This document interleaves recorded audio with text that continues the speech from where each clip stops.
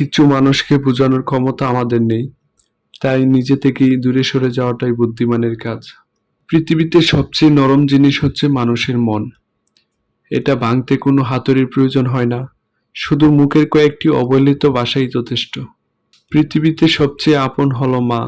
কেউ যদি অবহেলা করে, দোষ তার নয়, দোষ নিজের। কারণ তুমি তার কাছ থেকে বেশি আশা করে ফেলেছ। যদি তুমি গরিব হও, তোমার নিজের আত্মীয়রাও তোমায় দেখে এড়িয়ে যাবে। আর যদি ধনী হও, তাহলে তোমার দূর সম্পর্কের আত্মীয়রাও রোজ দুবেলা করে তোমার খোঁজ নেবে। সময় থাকতে প্রিয় মানুষটিকে মূল্য দিও। হারিয়ে গেলে কেঁদে কি লাভ? সম্পর্ক টিকিয়ে রাখার ইচ্ছা যদি দুই পাশ থেকেই থাকে, তবে কোনো সম্পর্কই ভাঙা সম্ভব নয়। যদি কমে যায় ভালোবাসা আর বেড়ে যায় দূরত্ব, বুঝে নিও প্রয়োজনের বেশি তুমি দিয়েছিলে গুরুত্ব।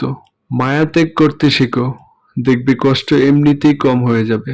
যে যত বেশি ভালো ও সরল মনের মানুষ হয়, তাকে তত বেশি কষ্ট সহ্য করতে হয়। এটাই দুনিয়ার নিয়ম।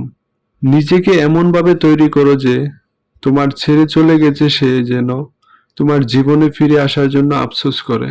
এই শহরে ক্ষণিকের জন্য হাত ধরার মানুষের অভাব হয় না, অভাব হয় শুধু হাত ধরে শেষ পর্যন্ত দাঁড়িয়ে থাকার মানুষের।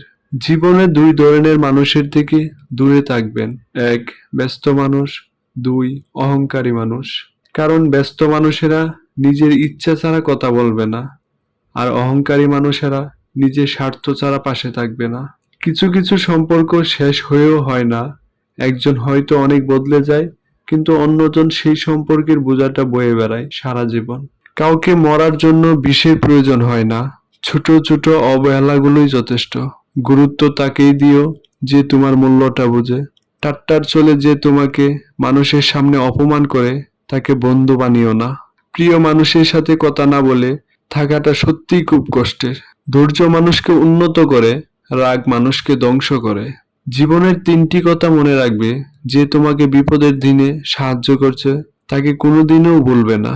যে তোমাকে ভালোবাসে, তাকে কখনো ঘৃণা করবে না। যে তোমাকে বিশ্বাস করে, তাকে কোনোদিনও ধোঁকা দিও না। সব সহ্য করা যায়, কিন্তু প্রিয় মানুষের অবহেলা সহ্য করা যায় না।